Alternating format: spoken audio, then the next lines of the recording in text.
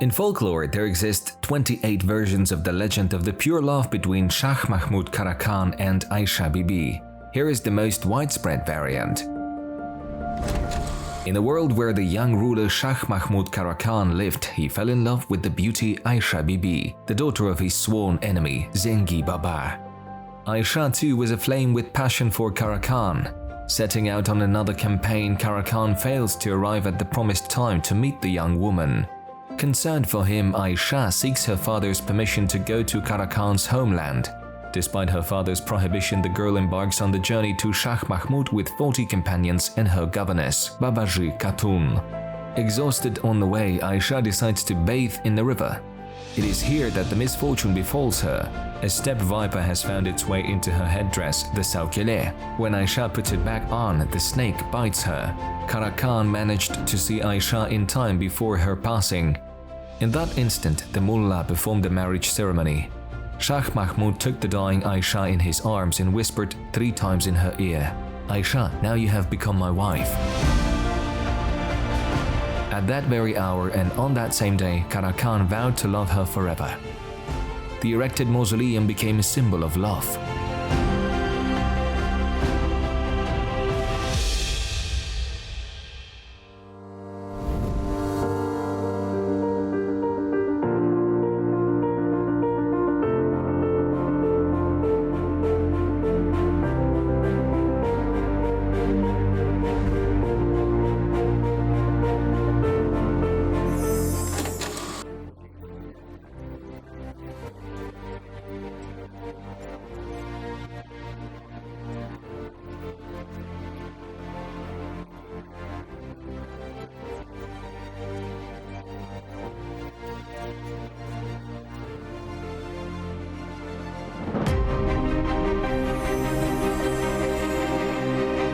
The jewel of the medieval religious and memorial complexes in the city of Taraz is the Mausoleum of Aisha Bibi. Surrounded by 28 different legends, it is located in the village of Shambul, 18 kilometers from the city of Taraz. Currently, there is no scientific data about the identity of Aisha. However, the legends narrate the origin of Aisha Bibi as follows.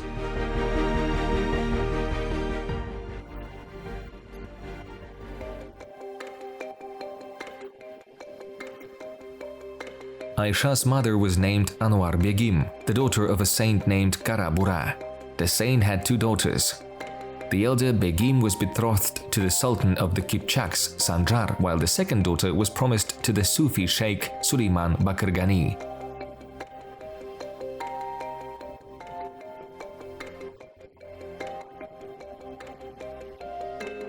Anwar Begim married him, and after the birth of Aisha, Suleiman Bakirgani passed away. Aisha's mother, Anwar Begim, then remarried. The second husband was called Zengi Baba, but there is no precise information about his real name.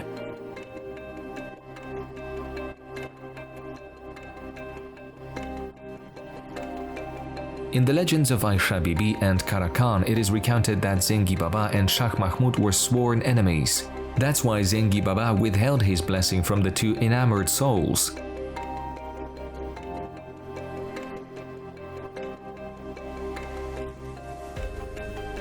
Her second father withholds his blessings and curses her. "You will cross 6 rivers, but the 7th you shall not cross." Thus, Zengi Baba curses Aisha. The 7th river where misfortune befalls Aisha is the Asa River, located in the northwest part of Taraz. This legend is detailed in the essays Journey from Shymkent to Auliya Ata by Vladimir Vasilievich Bartold.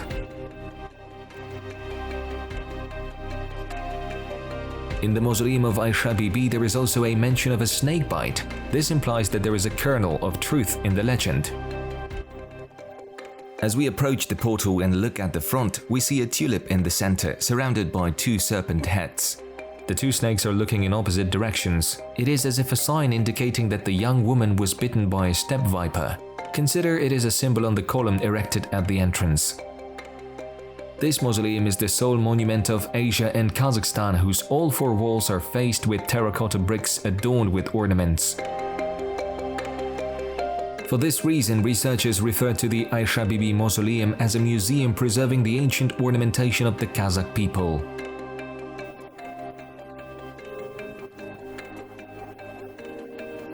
On the walls of the Aisha Bibi mausoleum, one can find patterns and ornaments of various types. There are zoomorphic ornaments resembling woven ram's horns, known as the Koshkarmoi's ornament. There are also vegetal ornaments in the form of woven grapevines. The most prevalent ornament is the tulip, a flower of the steppe admired since ancient times. Additionally, geometric ornaments grace the walls of this mausoleum, including intertwined, cross-shaped figures and figures composed of octagonal and hexagonal stars. On the 18th course of the masonry, the words "Autumn, clouds, the land is beautiful" have been preserved. The inscriptions are crafted in the Kufic style of Arabic script. Inside, the actual tomb is situated. Various unique developments were employed in the construction of the mausoleum. The walls were made sturdy by utilizing both internal and external facades of fired bricks. To enhance the strength of the walls, they were filled inside with broken bricks and clay, and for seismic resistance, wooden beams were laid. This can be considered a kind of medieval reinforcement that firmly supported the walls.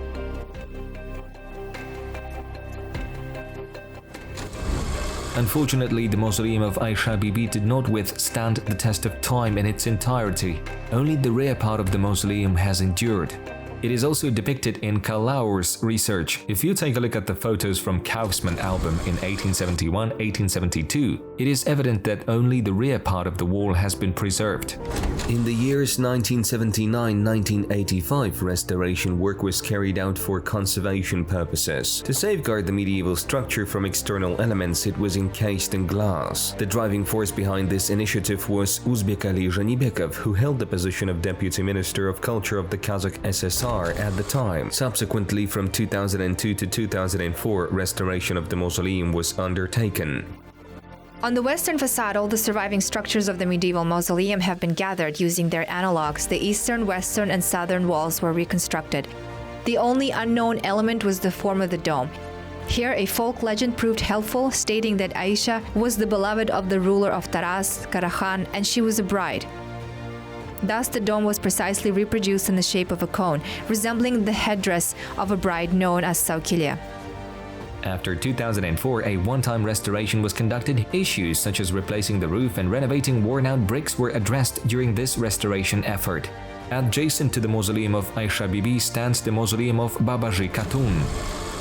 There is no precise information about this individual, but a legend prevails.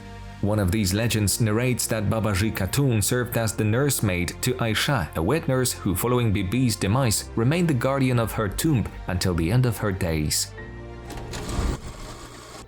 The very meaning of Khatun is the wife of a Kagan, a title bestowed upon an individual. In essence, it is a monument to a person who lived and ruled in this region, respected by their people. Therefore, I consider her as a distinct personality. However, these two mausoleums stand side by side, which is why legends about them are closely intertwined. Archaeological excavations of the monument have not been conducted. Based on architectural structural expertise, the construction dates back to the early period of the Karakhanate era. The composition and structure of the mausoleum are characterized by simplicity. The building is constructed from fired bricks without decorative finishing on the walls. The mausoleum of Babaji Khatun has been completely preserved, with only the dome slightly damaged. In the years 1936-1938, an archaeological point was established in the Zhambyl region, led by Patsievich. When comparing photos taken during that time, there is a little difference between the images of 1938 and 1870. The distinctions are minimal, such as the absence of the dome, the collapse of the front portal, and significant damage to the northern and southern walls. The dome of the mausoleum was completely restored in 1979. Specialists note that the high quality of the construction materials prepared by medieval craftsmen, allowing the structure to stand for centuries with minimal deterioration. Let me tell you about the bricks. In the mausoleum of Babaji Khatun, the bricks are thin with a width not exceeding 6 to 7 centimeters. During preparation, these bricks were soaked in water for an extended period. This was done to reduce the salt content in the material. According to current Kazakhstani building standards, the salt content in bricks should not exceed 6%. However, in those times, bricks were soaked for 3, 4, or even 5 days to eliminate all excess minerals. Thin bricks, when laid in the furnace, easily underwent firing, essentially burning away all organic matter, leading to complete hardening. This process allowed the bricks to endure much longer. That's why the building has stood for millennia. What's interesting is that the architectural style of the mausoleum is eclectic. It incorporates elements of Turkic architecture but also features elements from the architecture of Caucasian peoples. For instance, on the 16-sided drum stands a 16-sided dome. There are also false rosettes and false windows, architectural elements not commonly found in Turkic architecture but prevalent in purely Caucasian architectural styles, such as those of Georgians and Armenians. How these elements appeared here is not yet clear. One hypothesis suggests that when Qarahan erected this mausoleum over the tomb of Babaji Khatun, he might have invited architects of Caucasian origin. Among them could have been Armenians or Georgians who introduced their architectural elements and aesthetics into the construction of Babaji Khatun Mausoleum. The main facade of the mausoleum is marked by a parapet wall with an epigraphic frieze. Part of the text preserved in it was written using the terracotta engraving method known as naskh. The text was studied by Vasily Bartolt, and he translated the inscription as follows: "This is the tomb of Babaji Khatun, its builder. The other part of the epitaph was lost during the construction process." Such is the history of monuments closely intertwined with legend.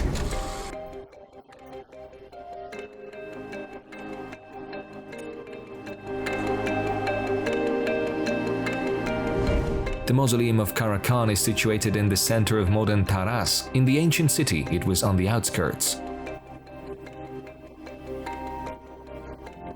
From the late 19th century until 1930s, Taraz was referred to as Auliye Ata. The primary reason for this name, Auliye Ata, is associated with the mausoleum of Qarahan, located in the city center.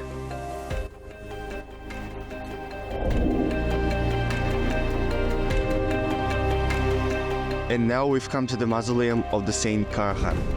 It was built over the grave of one of the representatives of the Qarahanid dynasty. But of course, there are a lot of versions about the history of this ancient place. The Karakhanid state was a semi-nomadic empire that originated in the 10th century. The founder of the state was Seljuk Bogra Khan. The flourishing period of medieval Taraz also coincides with the 11th to 12th centuries during the rule of Karakhanid dynasty.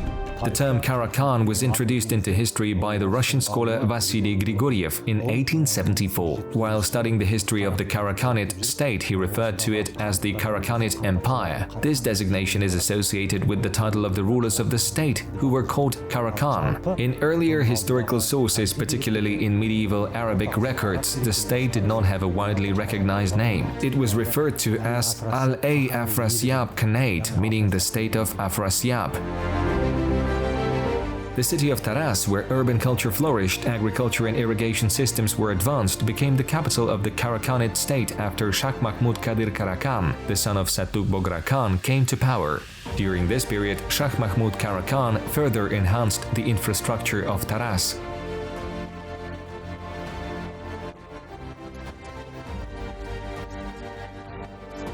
Under the leadership of this man, the Karakhanid Empire reached its zenith primarily in military terms.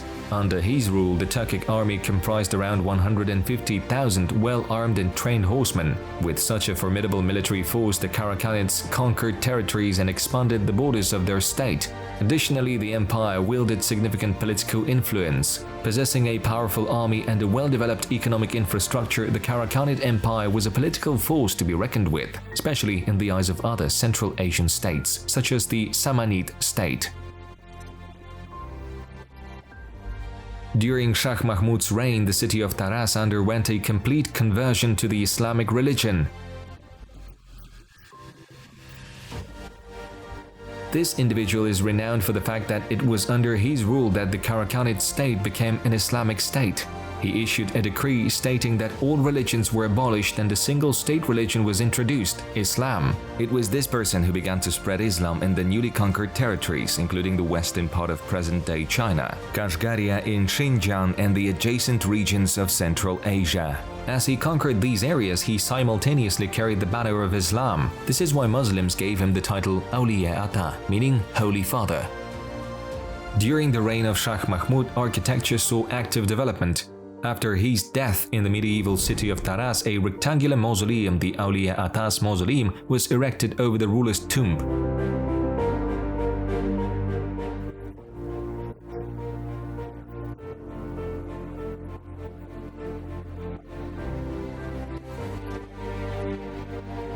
The craftsmen, architects and builders of the Karakhanid state were highly skilled in their craft. Interestingly, the original appearance of this mausoleum behind me, which belongs to Karakhan, was quite different. It was entirely clad in terracotta carved bricks or simple bricks arranged in various patterns. About 35-36 types of patterns adorned this mausoleum. Unfortunately, the original appearance of our mausoleum has not survived to this day. Force majeure circumstances and various factors, both natural and human, have influenced it. Especially during the years of 1864-1865, when the city of Auliata was stormed by the Russian forces under the command of Colonel Chernyaev. There were street battles in the city. The mausoleum was also damaged by bullets and shells. Thus, after the southern part of Kazakhstan became part of the Russian Empire, the Muslims of the city of Taraz reconstructed the mausoleum in 1900-1905, which had been destroyed. They invited architects from Tashkent using their own funds. The architects completely dismantled the remnants of the mausoleum and built a new structure.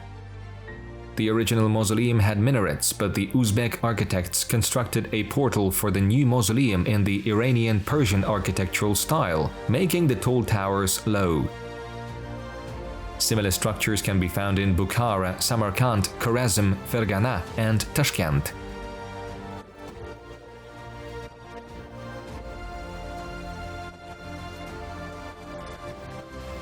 The thing is, the original appearance of the Karakhan mausoleum is purely Turkic architecture. Facing mausoleums with terracotta bricks was, let's say, a Turkic trend of that period. Mausoleums constructed on the tombs of noble and aristocratic individuals who were part of ruling circles were always adorned with such beautiful burnt terracotta bricks. They were embellished with various geometric style ornaments on wet clay, which were then fired and inserted into the mausoleum walls during construction. The photograph of the original Karakhan mausoleum is published in the work Turkestan album, issued by the order of the first Governor-General of the Turkestan region, Konstantin Kaufman. During the reconstruction of the mausoleum in the early 20th century, old bricks were utilized. Additionally, you can see that the facade of the mausoleum is faced with the so-called Russian bricks, also from the late 19th to the early 20th century. The inner part has been preserved since ancient times and is entirely constructed from old bricks. The bricks of the Karakhan mausoleum bear a striking resemblance to those in the Aisha Bibi mausoleum. Both mausoleums were constructed during the same historical period. The square portal-domed mausoleum consists of a central hall, 3 corner rooms and a staircase to the roof in the 4th corner. In the passage where the staircase is located, 8 to 9 pieces of burnt terracotta brick used in the earliest version of the mausoleum have been preserved. On the entrance plaque of the architectural monument there is an inscription: "There is no God but Allah and Muhammad is his messenger."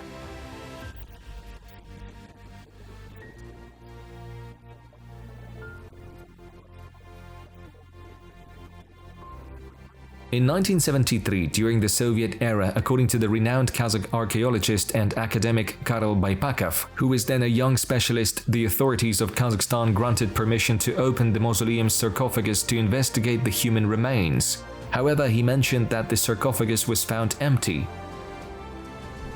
Several books, likely of religious nature and written in Old Arabic, were discovered in this sarcophagus. They concluded that the actual burial might be located nearby. The times were tumultuous, marked by constant raids and wars, making it crucial to bury notable individuals discreetly. The construction of a mausoleum like this one could have served as a protective measure for preserving the remains.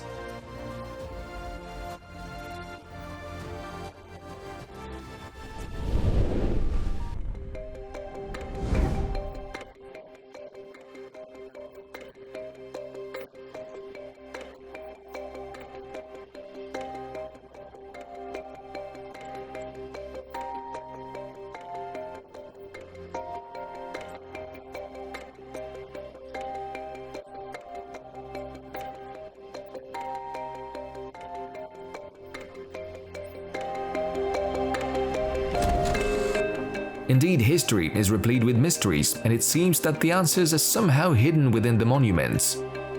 As time passes, mysteries may deepen and the value of these monuments only increases. Who knows, perhaps in the future, new legends will emerge around these historical markers.